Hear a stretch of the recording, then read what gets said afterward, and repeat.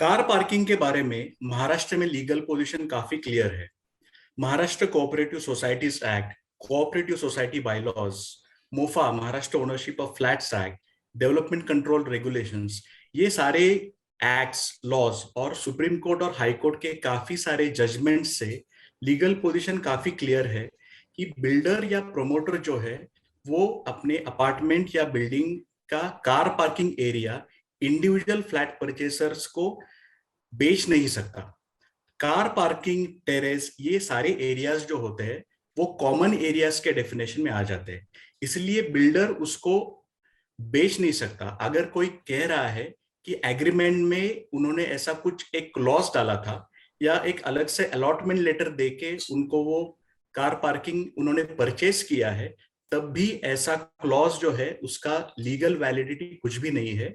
और काफी सारे मेंबर्स ऐसे होते हैं कि उनको कार पार्किंग नहीं है और उनको अपनी गाड़ियां कहीं रोड पे बाहर पार्किंग करना पड़ता है। तो ऐसे सिचुएशन में क्या सॉल्यूशन हो सकता है? बेस्ट सॉल्यूशन यही रहेगा कि आप सोसाइटी और मैनेजिंग कमेटी के मेंबर्स के साथ बैठ जाइए और देखिए कि कुछ वर्केबल सॉल्यूशन हो सकता है क्या। जैसे कि आप किसी आर्किटेक्ट को अपॉइंट करके या आपके जो लोकल अथॉरिटी है वहां पे जाके कॉम्पिटेंट अथॉरिटी उनसे मिलके कुछ एडिशनल स्पेस क्रिएट कर सकते हैं क्या, उसमें सारे अप्रूवल्स और परमिशंस आपको मिलके वो जो प्रोजेक्ट है वो एग्जीक्यूट ऑन ग्राउंड हो सकता है क्या। ये एक सॉल्यूशन आप ट्राई कर सकते हो। अगर ये ऑप्शन वर्केबल नहीं है तो दूसरा ऑप्शन ये है कि जिन मेंबर्स के पास पार्किंग नहीं है वो सोसाइटी को एक फॉर्मल एप्लीकेशन दे।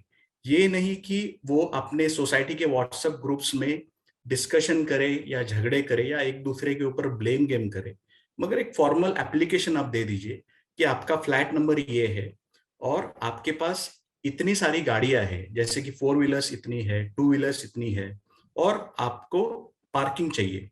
आप उसमें ये भी स्पेसिफाई करिए कि आपको कौन से गाड़ी के लिए पार्किंग चाहिए और उस एप्लीकेशन के साथ उस गाड़ी का information along with certified copy of RC book, ये सारे डिटेल्स आप सोसाइटी को सबमिट करें।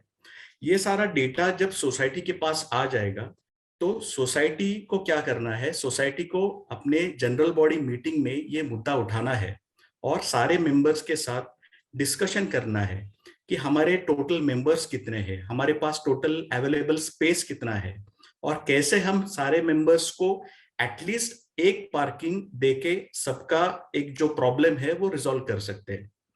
मान करिए कि आप जनरल बॉडी मीटिंग में पार्किंग से रिलेटेड एक परमानेंट पार्किंग पॉलिसी बनाइए।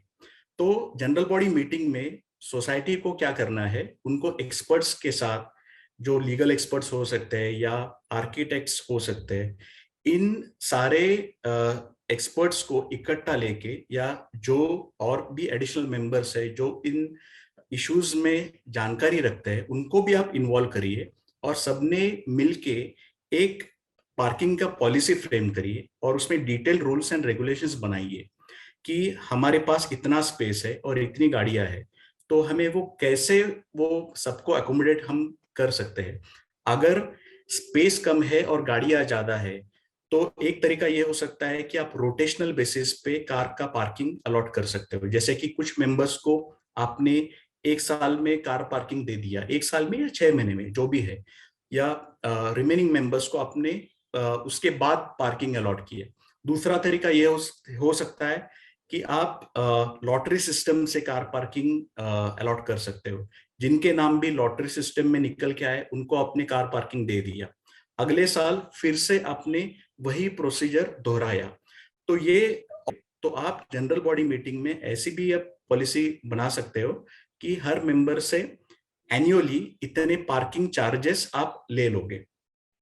और करना है, काफी बार ये भी ऑब्जर्व किया जाता है कि पार्किंग पॉलिसी तो बन गई, रूल्स एंड रेगुलेशंस बन गए, मगर जब डे टू डे इसमें आप जाओगे तो उसके बाद भी मेंबर्स एक दूसरे के साथ झगड़े करते रहते हैं। फॉर एग्जाम्पल, जैसे कि मैंने बताया कि आपको एप्लीकेशन में स्पेसिफाई करना है कि आपकी कौन सी गाड़ी है, तो इसमें आपको बताना है कि मेरी इनोवा गाड़ी है और वो मुझे पार्किंग करनी है, तो ऐसी सिचुएशन भी हो सकती है कि किसी ने एक गाड़ी पार्क कर दी और अगले वीक में उन्होंने कुछ टेम्पो वहां खड़ा कर दिया और उसकी वजह से डिस्प्यूट्स क्रिएट हो गए। तो ये सिचुएशंस को अवॉइड करने के लिए आपको उस एप्लीकेशन में, इंडिविजुअल मेंबर्स के एप्लीकेशन से उन मेंबर से सारी डिटेल इंफॉर्मेशन लेनी है। और जब आपकी सारी पार्किंग पॉलिसी बन के तैयार हो जाएगी, तो आप इम्प्लीमेंट भी कैसे करोगे, इसका प्रॉपर कम्युनिकेशन आपको मेंबर्स को करना उतना ही जरूरी है। अभी ये तो हो गया कि amicable solution, parking policy, society, managing committee सारे आपको कोऑपरेट कर रहे हैं और आपको फिर अगर सॉल्यूशन मिल गया तो अच्छी बात है। मगर मान लीजिए कि मेंबर्स या सोसाइटी आपको कोऑपरेट ही नहीं कर रही है, तो ऐसे सिचुएशन में आपके पास क्या ऑप्शन हो सकता है? तो आपके पास एक ही ऑप्शन हो सकता है कि आप कंज्यूमर कोर्ट में जाके बिल्डर और सोसाइटी को पार्टी बना के आपने इनिशियली जो भी डॉक्यूमेंट ट्रेल क्रिएट किया था, जैसे कि आपने एप्लीकेशन दिया था, उसके साथ आपने कुछ डॉक्यूमेंट्स एनेक्स किए थे आपके गाड़ी से रिलेटेड, वो सारे एप्लीकेशंस, उसके बाद सोसाइटी ने उसके ऊपर क्या कार्रवाई की, आपको कुछ रिप्लाई आया या एजीएम में उसके ऊपर कुछ डिस्कशन हुआ, तो उसके माइन्यूट्स ऑफ मीटिंग हो सकते हैं। तो वो सारे डिटेल, सारे इंफॉर्मेशन को आप इकट्ठा करके, सारे डॉक्यूमेंट्स को एनेक्स करके आप कंज्यूमर कोर्ट में जाके आपकी पार्किंग की जो पार्किंग पॉलिसी रिलेटेड आपकी जो एक डिमांड है वो आप कर सकते हो। और कंज्यूमर कोर्ट ज्यादा से ज्यादा केसेस में आप अगर गूगल भी करोगे तो आपको दिखाई देगा कि कंज्यूमर्स के फेवर में ये रिलीफ दे रहा है। और बिल्डर्स जो है, जो इस तरीके से पार्किंग परचेसर्स को बेच रहे हैं, this is a criminal offence. तो आप बिल्डर के अगेंस्ट क्रिमिनल कोर्ट में भी प्रोसिक्यूशन या क्रिमिनल कंप्लेंट भी फाइल कर सकते हो। तो ये सारे ऑप्शंस आपके पास अवेलेबल है as a member of cooperative housing society. मगर जाते जाते मैं आपसे इतना ही कहूंगा कि जैसे मैंने शुरुआत में भी कहा कि कोऑपरेटिव हाउसिंग सोसाइटी है, तो आपका एक लार्जर मोटिव या इंटेंशन ये होना चाहिए कि जितना हो सके ये सारे इश्यूज आपको कोऑपरेशन में रिजॉल्व करने हैं। क्योंकि कोऑपरेशन और एमिकेबली डिस्प्यूट्स को रिजॉल्व करना और विन विन सिचुएशन में ये सारी चीजों का आपको सोल्यूशन मिलना, यही सबसे बेस्ट ऑप्शन है। Thank you so much.